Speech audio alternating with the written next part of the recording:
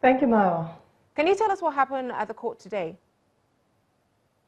Okay, so the court was supposed to start sitting at 9 today, but it was stood down till about 12. And when the chairman of the tribunal arrived, he went straight to deliver the judgment. He started with two rulings. In the first ruling, he held that he had jurisdiction to try Justice Onnoghen because he is a public officer, and when a public officer is accused of contravening the laws governing public officials, they are bound to be brought to the tribunal to be tried. And so the tribunal is the right place to try him, and the tribunal had the right to try him. He also overruled himself in an earlier ruling involving Justice Sylvester Nguta of the Supreme Court, who is a judicial officer. He said it is of no moment in this particular case. And then after that particular ruling, he also held that he will not recuse himself from the trial because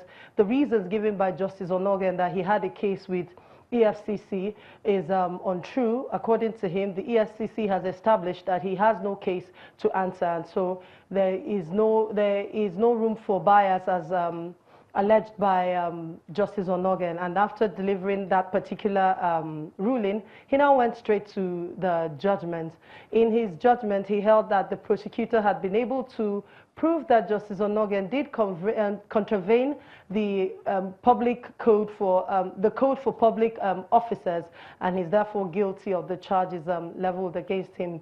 According to him, Justice Onnoghen did not defend himself against the charges in any way. At best, he just called his driver, who did not make mention of anything that had to do with the case.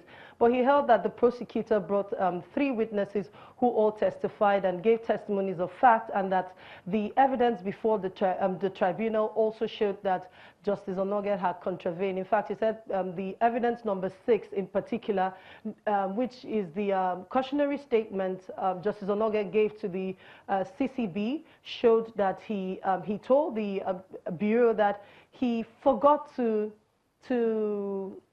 declare those particular accounts, and because of that, he has shown that he is guilty of the charges brought against him, and so he convicted him. He gave him an opportunity to address the court, but Justice Onnoghen turned it down. His team also turned the opportunity given to them down, and then he went ahead to convict him, and then asked him to forfeit the monies in those accounts, and banned him from holding any public office for the next 10 years, and also ordered that he vacate his position as a Chief Justice of Nigeria. Thank you very much for that update, Amaka Okafo.